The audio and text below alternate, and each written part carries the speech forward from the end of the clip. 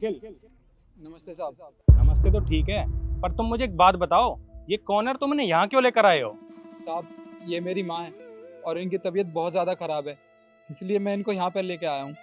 अरे इनकी तबीयत खराब थी तो इन्हें हॉस्पिटल लेकर जाते ना, तुम इन्हें ऑफिस में क्यों लेकर आए हो? साहब कैसी बात कर रहे हैं? हॉस्पिटल तो तब लेके जाऊँगा ना इनको जब मुझे छुट्टी मिलेगी।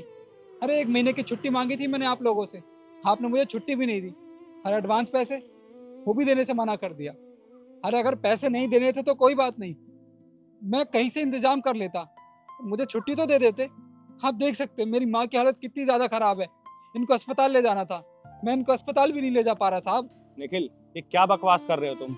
तुमने कब मुझसे छुट्टी मांगी और तुमने कब अपनी माँ के इलाज के लिए मुझसे पैसे मांगे? मुझे कुछ समझ नहीं आ रहा है। साहब, मैंने आपसे छुट्टी नहीं मांगी थी, मैंने ईशू मैडम से छुट्टी मांगी थी और कुछ एडवांस पैसे मांगे थे, क्योंकि मेरे पास मेरी माँ का इलाज करवाने के लिए पैसे भी नहीं थे। पर ईशू मैडम ने मुझे पैसे देने से भी मना कर दिया और मुझे छुट्टी देने से भी मना कर दिया। और साहब, आपसे कैसे मैं छुट्टी मांगता?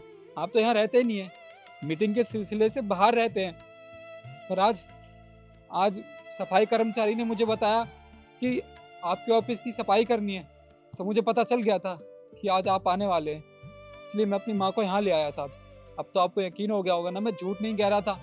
मुझे मेरी माँ का इलाज करवाना साहब, मुझे छुट्टी की बहुत ज़रूरत है। निखिल, तुम सच बोल रहे हो या झूठ, ये तो मुझे नहीं पता। पर हाँ, मुझे एक बात समझ में आ गई है कि ईशू अपना काम अच्छे से नहीं कर रही है। तुम 1 मिनट रुको, मैं ईशू को बुलाता हूँ।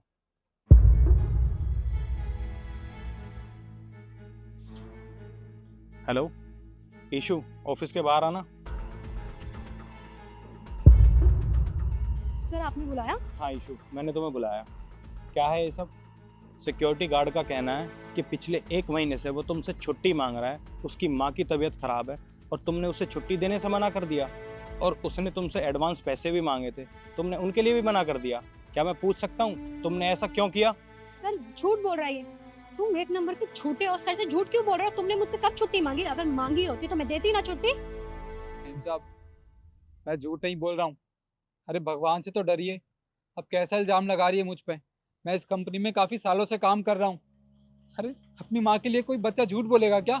अरे आपकी भी तो माँ होंगी, अरे उनके बारे में तो सोचिए। अगर उनको कल को कुछ हो जाएगा तो क्या आप छुट्टी नहीं लेंगी क्या? आपको पैसों की जरूरत नहीं होगी? इनके अलावा मेरा दुनिया में और कोई नहीं है। आप मेरे ऊपर झूठा इल्ज़ाम मत लगाइए। मैंने आपसे छुट्टी मांगी थी और आपने छुट्टी नहीं दी। आप देख सकती हैं, आपके आंखों के सामने मेरी माँ है, इनकी तबीयत बहुत ज़्यादा ख़राब है, बेचारी बोल भी नहीं पा रही है। साहब, मैं सच बोल रहा हूँ, मैं झूठ नहीं बोल रहा, आप मेरा विश्वास कीजिए साहब। अपनी जुबान संभाल के बात करो। मेरे माँ बाप को बीच में लाने की ना जरूरत नहीं है और ना ही तुम्हारी औकात है। और सर 1 नंबर का ना झूठा है ये। आपको पता है इसे छुट्टी क्यों मांगी होगी? क्योंकि इसे अपनी माँ के साथ वेकेशंस पे जाना होगा और ये जानबूझ के माँ की बीमारी का ड्रामा कर रहा है। मैं तुम जैसे लोगों को ना बहुत अच्छे से जानती हूँ सर, मैं पूरा ऑफिस संभालती हूँ, इसकी चालाकी मैंने ऐसे पकड़ ली। बस करो ईशू, तुम पूरा ऑफिस कैसे संभालती हो वो तो मैंने अच्छे से देख लिया है। तुम्हारे कहने का ये मतलब है कि उसे छुट्टियां चाहिए, उसे वेकेशंस पर जाना है, इसलिए वो अपनी माँ की बीमारी का बहाना कर रहा है। तुम्हारे हिसाब से उसे छुट्टी नहीं मिलनी चाहिए। अरे तुम भी तो 15 दिन के लिए समर वेकेशंस पे जा रही हो, तो इस हिसाब से तुम्हें भी छुट्टियां नहीं मिलनी चाहिए। ईशू, वो अपनी माँ को लेकर आया है, एक बार जरा उनको देखो। उनकी माँ की सच में तबीयत खराब है और तुम्हें ऐसा लगता है कि वो झूठ बोल रहा है। तुम्हें शर्म आनी चाहिए। मैंने तुम्हें यहाँ का मैनेजर बनाया ताकि तुम हमारे ऑफिस को संभाल सको, पर तुम क्या कर रही हो? तुम हमारे ऑफिस को संभाल नहीं रही हो, तुम हमारे ऑफिस को बर्बाद कर रही हो। और हाँ, मैंने फैसला कर लिया है कि आज के बाद तुम मेरे ऑफिस में काम नहीं करोगी। एक काम करो, अपना बैग उठाओ और जाओ यहाँ से। सर आप कैसी बातें कर रहे हैं? इतनी सी बात में मुझे ऑफिस से कैसे निकाल सकते हैं? मुझे सच में नहीं पता था कि इसकी माँ की तबीयत खराब है। अगर मुझे पता होता और मुझे यकीन होता तो मैं जरूर इसे छुट्टी देती। और देखो, तुम मुझे माफ कर दो, मैं जानती हूँ तुमने मुझसे छुट्टी मांगी थी, बहुत बार कहा था, पर मैंने तुम्हारी बात पे यकीन नहीं किया। प्लीज तुम सर को बोलो ना, मुझे नौकरी से ना निकालें। मीम साहब, हम तो गरीब आदमी है ना, हमारे साथ तो सभी लोग ऐसा करते हैं, पर कोई बात नहीं साहब। देखिए इशू मीम साहब को अपनी गलती का एहसास है, आप इन्हें काम से मत निकालिए, हमें बिल्कुल अच्छा नहीं लगेगा। देखिए तुमने उसके साथ इतना गलत किया, फिर भी वो तुम्हें माफ कर रहा है। और हाँ, सिर्फ उसके कहने पर मैं तुम्हें माफ कर रहा हूँ। पर ईशू, मेरी एक बात याद रखना, आज के बाद अगर तुमने कोई ऐसी गलती करी तो तुम्हें दोबारा मौका नहीं मिलेगा। जी सर, मैं आज के बाद कभी ऐसी गलती नहीं करूंगी। Thank you. जाओ यहाँ से।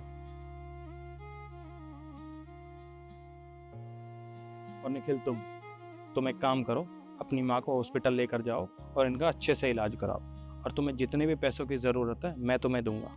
और हाँ, जब तक तुम्हारी माँ की तबीयत सही नहीं हो जाती तुम्हें यहाँ आने की कोई ज़रूरत नहीं है। घर रहना और अपनी माँ का अच्छे से ध्यान रखना, ठीक है? जी साहब, आपका बहुत बहुत धन्यवाद। अब जाओ।